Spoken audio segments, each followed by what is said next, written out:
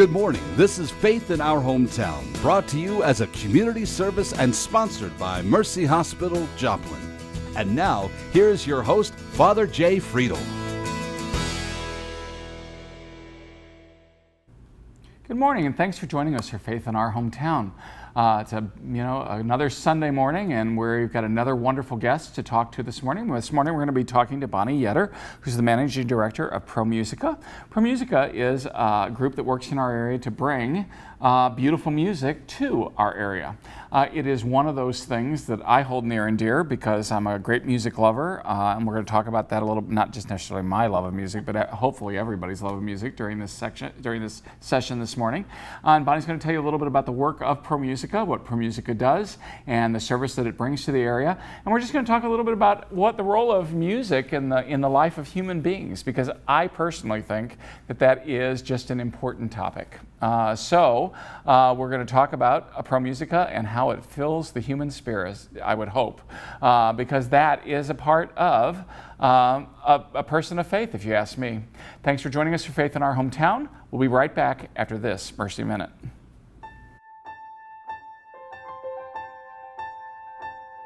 The different bariatric surgical options here at Mercy Joplin includes laparoscopic Roux-en-Y gastric bypass, laparoscopic sleeve gastrectomy, and laparoscopic lap band placement. In addition, we also offer revisional laparoscopic surgeries for those patients that have had previous bariatric procedures but have had failures. The surgical procedure of choice will vary with different individuals, and so that's why our team will work with the patient on an individual basis to determine which procedure is the best fit for them. All three of the bariatric procedures that we offer here at Mercy Joplin have a long track record of proven safety and efficacy. The best procedure for the individual has to be a decision to be decided between the patient and the physician.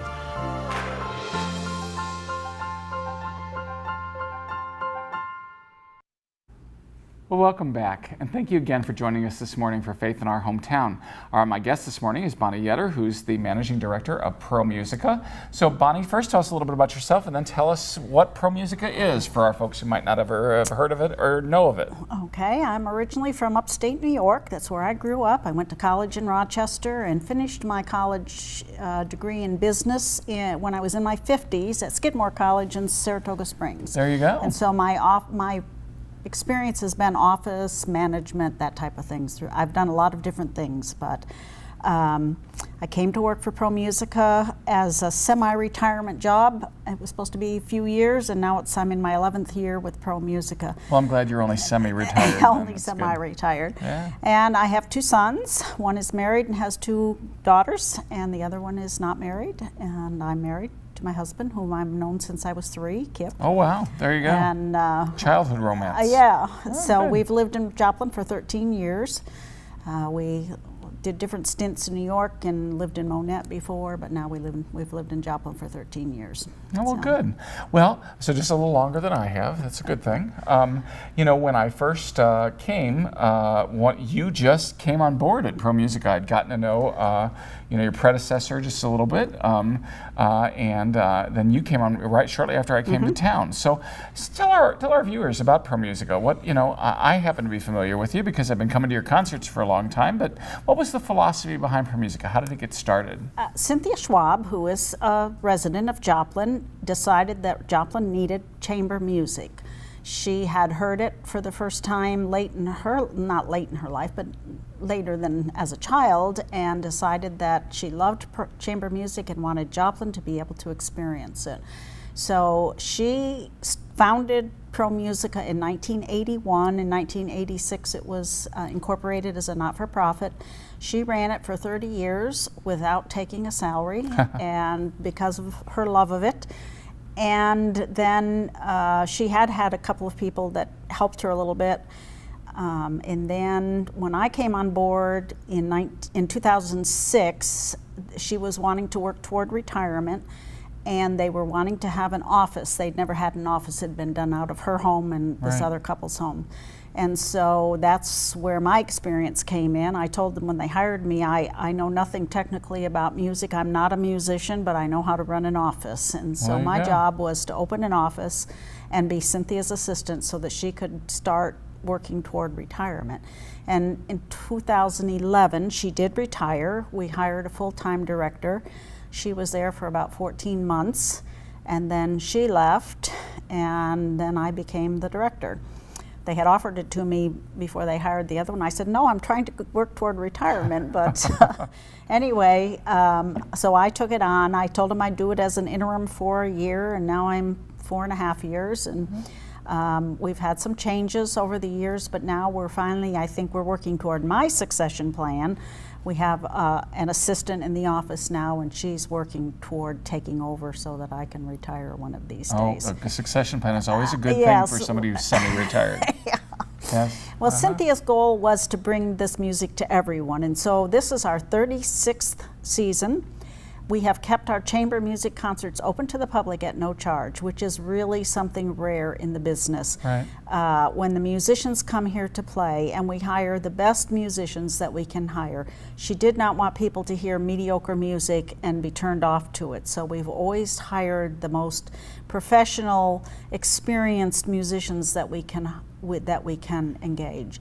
And we've had musicians from all over the world. And in other cities, you would pay $20 to $30 to $50 a ticket to hear these people. In Joplin, you get to hear them for no charge. She didn't want there to be economic barriers to people hearing it. She wanted anybody that wanted to hear the music to be able to hear it. And so for 36 years, we've been doing that. Well, and I think it's a wonderful thing because, as I said in our introduction, I think that music uplifts the spirit. There's something special about music. It's one of those languages that engages the whole person, the brain, the emotions. Even it can do the body. It can engage the whole person at a different level than just reading something or just hearing something, watching something on TV. There's something about music that uplifts the human spirit. I can tell you a story that happened just this fall. We not only bring these musicians to town to do the concerts, we do outreach with them. We had a group in September who was here for the whole week, the Harlem String Quartet. We took them to every 5th grade student in Joplin got to hear that group, plus some 4th graders. We also took them to Lafayette House to play for the women and the children at Lafayette House. Of course, those women are not in the best of circumstances when they're there. And at the end, one of the workers said, does anybody have a question? And this lady said, I just have a comment if I can make it. And we said, sure. And she said, I have never listened to music without words before. And you just drew me in, and you have broadened my experience of music. I was so touched by that because that makes what we do worthwhile. And I went over and talked to her and I said, thank you so much for saying that. Do you mind if I repeat what you've said? She said, oh no. She said, it just made me feel so good. Right. It made me happy. And I suspect that a lot of women at Lafayette House are not in happy circumstances. So it just was, it was so thrilling to me. And we also have the students sometimes write us letters. And most of them are, thanks for coming, we really liked it. You know, one time a little girl wrote a letter, 4th or 5th grader, and she said, I was having a terrible week until you came here, and now it's all okay. Now it's all okay. And I'm just touched by those things because we don't, a part of our goal is to expose as many people as we can to this music. So we take them, this last group, the group in September, that we had 8 outreaches with them. We went to Macaulay High School. We went to Empire. Where's that? No, I'm just kidding. It's all good. It's all good. All right. We went to Empire District Electric they're one of our big corporate sponsors for a noon concert for their people. We went to 3 elementary schools that covered every 5th grade student in Joplin. We went to South Middle School to play for the South and East Middle Schools orchestra members. And we went to College Heights for their 3rd through 5th grade students. So we exposed over 14, between that and the concert on Friday night, which was kind of just an added on thing at that point, we exposed over 1,400 people to the music of that group. Yeah, and I think it's a very important point to underscore here, is that when you bring somebody to town, it's not just for that little concert. No. You know, you're doing music education, you're doing music sharing, you're doing music uplifting, you're doing all those other things. Yes. With that other much larger you know, audience. And that's something not everybody knows. We're trying to educate our audiences to that we don't just bring them here for this The concert, yeah. We bring them to lots of people that probably wouldn't otherwise have that. We know that a lot of our children in the schools are on reduced and free lunches, which means they don't have the economic means. They might never go pay for a ticket. Sure. They might never hear a live musician, and they tell us that. You know, we've never heard music played like this. We've never heard classical music. We've never heard live musicians, and so it's an education. The musicians teach the students, they play for them, they let them ask questions, and it's really, it's a wonderful part of what we do. And it's always a variety of different things. So sometimes you'll bring in a string quartet, you know, sometimes you'll bring in a vocal group, you know, sometimes you'll bring in brass. I mean, it's just like all kinds of different types of instruments, all kinds of different types of groups that specialize in different types of music. You know, I mean, I guess everybody could, you know, technically label it classical, okay? But I mean, it really is quite a different set of genres that you know, so there's breadth and depth to the programming that you all do in order to make sure that people are exposed to a variety. Yeah, I try to tell people, even if you think you don't like classical music, come and try at least one concert. It's intimate. They're in small settings. It's not like thousands of people there. You get to actually hear the musicians and see the musicians making their music, and they talk about it. And it's not just what some people think of as classical music. Right. And again, I think that's just really, what I love is the fact that you're just bringing it out there and letting people go for the experience. And I think that is just I mean, yeah, I just remember as a child when I got to go do those things. I remember, you know, the first time I heard the symphony in St. Louis, and they were not actually at the Symphony Hall. It was actually in Forest Park at the Muni Opera. They were doing a large concert, and it was Leonard Bernstein. You know, he brought in, and he directed the symphony doing Copland's Third, okay, which was wonderful, and then they did Rhapsody in Blue, and you know, and he actually did it. So it was like, wow, you know, and again, now I know what that is, but at the time I was just mesmerized. I was a high school student. I was a freshman in high school between my freshman and sophomore years in high school, and that was the first time I'd actually been to hear the symphony. And to do that, and then to realize that I was listening to this, you know, phenomenal person who actually even wrote the piece that they were playing next, and I was absolutely fascinated.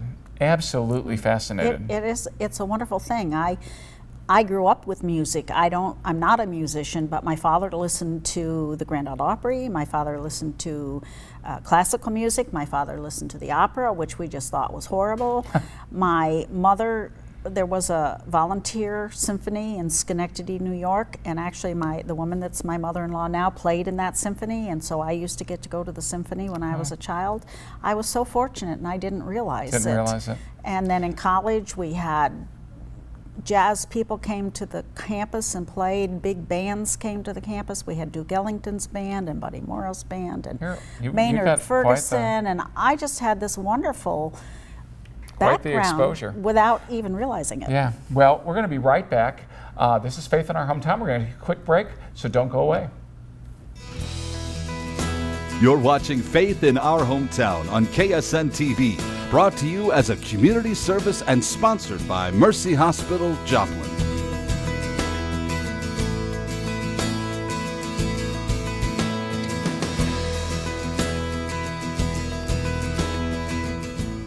Well, welcome back. This is Faith in Our Hometown. My guest this morning is Bonnie Yetter, who's the managing director of Pro Musica Joplin, and we were talking about the variety of music that each of us were exposed to at early on in life.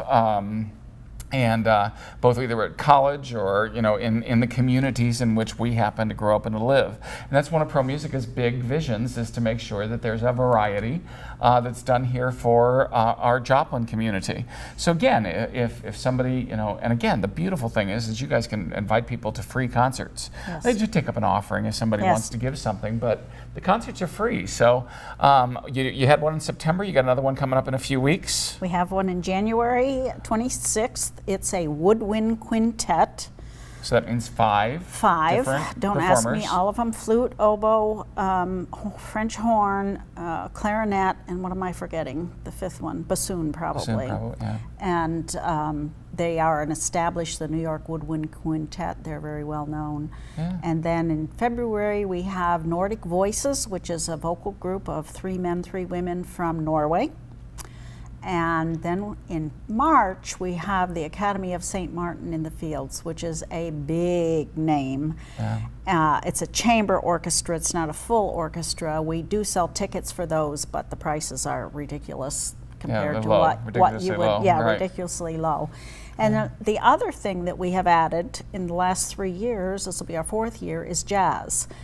I go to New York. I'm surprised that's only been that long, because Yeah. I've kind of gotten used to it. So Yeah, well, going to Chamber Music America conferences in January every year. Cynthia took me, and then I've been since Cynthia retired. They are recognizing jazz music as chamber music. Now, it's not classical, but it comes from the classical Sure. venue, from the classical background. And the definition of chamber music is a small group with no conductor, and each instrument plays its own part. Well, that fits jazz and it fits classical music. Sure. So after some talking about it with the board, we finally had our first jazz concert, and it was successful. And this year we're having a group that's not real well known, Ben Kono Jazz Group, but they play real classical type jazz. And we're working on maybe having the Brubeck brothers the year after. That would We're be hoping- wonderful. We're hoping. For those of you who don't know anything about jazz, okay, there's all different kinds, okay? There's all different kinds. Some would be considered classical, meaning these are some classic pieces that have been played by all kinds of folks through Yep. the years. The standards. And, standard jazz pieces, okay? And of course, and if anybody really knows jazz, the Brubecks come. I mean, there's some of the, Dave Brubeck, and, is just an amazing talent in that field. And again, if you came and heard some of their standard pieces from them, you'd be going, oh gosh, I've heard that Yeah. before, I've heard that before, and those kinds of things. So that, again, wonderful, just again, being able to be exposed to some of those things. I have had some of my all-time favorites last year. You all brought in Chanticleer, which has been 4 years. I've had to travel to St. Louis every year to see Chanticleer. I probably, got most of their discography at this point in time, just simply because I love a cappella choral music, and especially male a cappella choral music, because you imagine I used to sing some of that in Yes. my day. All right, so I grew up listening to some of that. You've had other groups as well that fit that descriptor that have come in. I'm looking very much forward to the the group from Norway, the Nordic Voices. Again, It because will be something different than yeah, I mean, what it's different we've than had. what, and again, I just love the variety. I love those kinds of things because, again, that kind of, and I'm going to give a little shout out to the Missouri Southern Music Department too. We are really blessed for a university our size. Yes. Oh my gosh, we've just got some phenomenal musical talent out there, and some great. They've got their jazz direction is gone in terrific ways. Certainly their choral. David and Yes. what the choral groups do is absolutely amazing, and that's just even 2 of the groups. There's Yes. so many others that go as well. And I can't mention them all, or because I don't even know all of them. But I'm just saying we're just blessed to have a lot We of are. music in this town that is of good quality. It is. Especially for a community our size. I think we're Yes. doing great. Yes, well, as I said, when the musicians come here, number one, they can't believe that a town the size of Joplin can have a program like we have, and then that it's free. I always laugh when I read the contracts because it always says you must set aside so many tickets for the group in case they know people in the area or somebody they know lives close and is coming. When I tell them we don't have tickets, they're going, "You what? you don't have tickets? No. They just can't believe that Yeah, we that do just this. do this for free. And we do it because Cynthia has built such a base of followers Right. through the years, and we have great corporate support. We have great individual support. So about a third of our support comes from corporations, a third from individuals, and a third from grants that we write. So we're very fortunate in this city to have this, and that's why they need somebody to organize all this stuff and to do it, because that, making sure you get to your donors every year, making sure that you're writing grants, that you're going to get some of that money, and keeping in contact with your corporate sponsors all takes a little bit of work to keep all that coordinated. But I was going to ask, how do you pay for all that? So you've answered that question for anybody that might be wondering. But again, if people want to donate, they certainly can donate to ProMusica. You can, and when you come for a concert, you're always given that opportunity if you'd like to. But also, if you want to get on their mailing list and receive, the listing of the concerts and all that stuff, they will send you, as all not-for-profit groups do, an invitation to donate. I know I give a little to ProMusica now and then. I mean, you're not going to get rich on my salary, but I believe in the vision. I believe in the vision. I believe in what's in it, because again, it's that whole business about music is one of those. It's one of those universal languages that somehow grabs hold of us in a completely different way.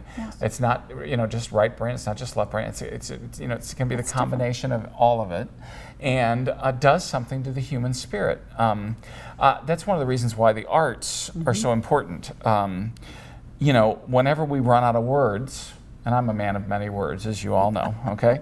But when we run out of words, that's when we reach for things like art, poetry, music, because they say more than just the words alone can say. They grab a hold of us in a completely different way. And that, for me, that's part of prayer, that's part of faith. Again, one of the things that sometimes unites the world is music. I sometimes think of the different peace concerts. When people have gathered in places like Assisi just to host a concert that just basically says, we're going to come together with music that was written so that for all of humankind to feel at one and at peace. It's an amazing thing. It is a universal language. I took my granddaughters, when the community concerts were still in town, to hear a Russian chorus, and they said, but we don't know what they're singing. And I said, but you can appreciate their voices even if you don't understand the words. Right. And they went, oh yeah. And that'll be the same with the Nordic voices, I'm sure. I think they sing in Norwegian, and so well, and they'll sing in other languages too. But yeah. But the thing is, and again, come to the concerts, they make it really easy for you, because they'll present a program, and you get all this stuff for free, but you'll get a program and all the words will be in there, and they'll show you what they're singing, and Swedish, all the translations, whatever, the translation whatever will be there. language. If they're singing in Latin, okay, the translation will be there, because trust me, your Catholics don't understand Latin anymore either. So you got all those things where you've got the cheaters notes, you got the cliff notes right there, on in hand, where it is more accessible. And I love the part I also love in the small chamber setting is that sometimes the musicians will stop and they'll say, okay, this next song we're going to do is one of our all-time favorites, and or it was written by our violinist, or whatever, and that we'd like to play it for you tonight. And then they give a little explanation of what's going to happen or what's going to go on. I was blessed to have some phenomenal music educators in my day, and I just really appreciate the style that, especially when they come and they've been educating all week. Yes. They're they love what they do. These musicians are passionate about what they do. They are. And because they're passionate about what they do, they want to pass that on to somebody else. And they get a chance to talk to kids about it, or they get a chance to talk to a larger audience about what they do. They just dive right in and do it. And I find it phenomenal. Sometimes growing up in the St. Louis area, we were a little too stuffy about our music. And so people just say, oh, no, they shouldn't break the wall. They should just stay aloof and just do their music. But I love the fact that they just talk to the audience, and they will tell you what they're going to do, and they draw you in ways that are wonderful. We have found that the audiences really like that. They like it and I think even 10 years ago, I don't think the musicians talked to the audience as much as they do today. And the audiences love it. And we have even brought in people to talk before the concerts to explain some of what's going to happen in the music, and they love it. And they really do like the dialogue with the musicians, and doesn't ruin the concert. No, not at all. I just think it enhances the concert-going experience, especially if you've not had a chance to be exposed to a lot of those things. You know, I was blessed growing up. I mean, I had some phenomenal teachers. I had some, I had, even in high school, in grade school, we were doing music appreciation, so that we could learn, what a symphony was and, what form it took and all those kinds of things. But that wasn't the fun part. The fun part was actually getting to go and to hear it and to do those things. And, then putting the pieces together from what you learned with what you were then listening to. That was just the fun part of the whole thing. And you guys always provide that. I just have thoroughly enjoyed being here. I always send all of my, program notes and stuff home to, back to Cape Girardeau where I came from. I send them to our orchestra director over in Cape Girardeau and say, oh, here's what we've had going on and all those kinds of good things. That's wonderful. So at any rate, we had a great conversation this morning with Bonnie Yetter, who's the managing director for Pro Musica, our local group that brings classical music, chamber music, jazz music, all those things to the greater Joplin area. And so we're going to be right back after this Mercy Minute. Stay tuned.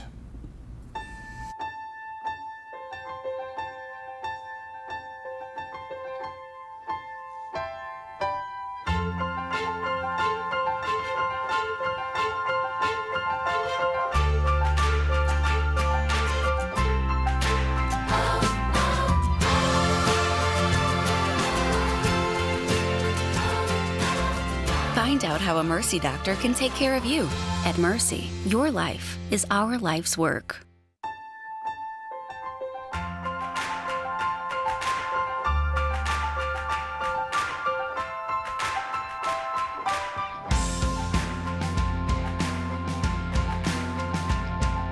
Quality, safety, and an exceptional patient experience. Mercy is grateful to be recognized as one of the top 15 health systems in the United States. At Mercy, your life is our life's work. Well, thank you for joining us again this morning for Faith in Our Hometown. We've had with us this morning Bonnie Yetter of Pro Musica. Bonnie has been sharing a little bit about how Pro Musica got started and its philosophy and really what it does for our area, which, if you ask me, is to just to help build up the human spirit by exposing people of the greater Joplin area to beautiful music. Again, you may not like all of it, but I guarantee you're probably going to like some of it, because it is expansive. It gets us out of just what we know all the time and exposes us to different artists, different groups that probably would never have come to Joplin if there were not corporate sponsors and individual donors and what is our third? Grants. Oh, grants, yes. And all those other people paying for those things around the country. So we just went, the next concert, just so you don't miss it, would be on the 26th of January, the New York Woodwind Quintet. And so this is Faith in Our Hometown. Thank you for joining us again. Come back and see us next week. Thanks for watching. Faith in Our Hometown can be seen Sunday mornings at 6:30 and 9 a.m. on KSN. Brought to you as a community service and sponsored by Mercy Hospital, Joplin.